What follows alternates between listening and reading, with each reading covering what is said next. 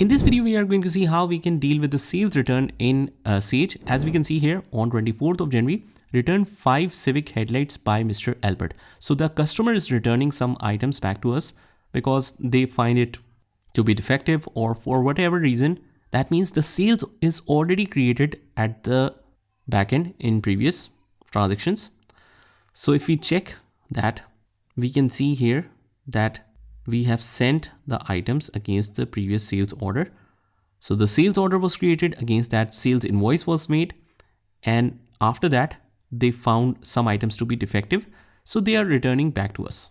Now what we will do is just go to the customer section from the left hand corner, and from here, if we scroll down a little bit on this flow chart, we can see this credits and returns option.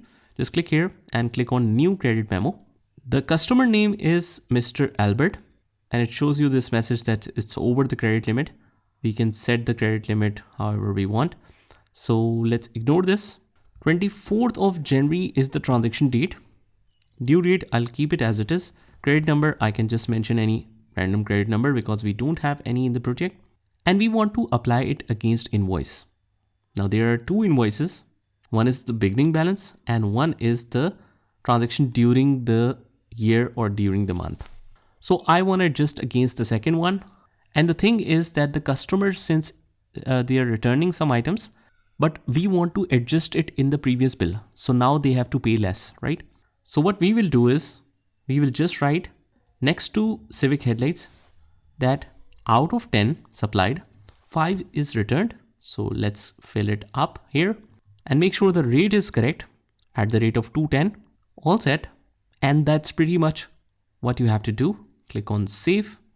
And if we go back to check the journal entry effect, let's go back. And this is the journal entry effect right here. You can access that. Now the journal entry is, since the sales is reduced because they have returned the items, sales is debit. And against that, account receivable is credit because receivable is reduced. Same thing, it is the adjustment account of 1200 and 5000. So that's how you enter the sales return in Sage. Just try it by yourself and I will see you in the next one.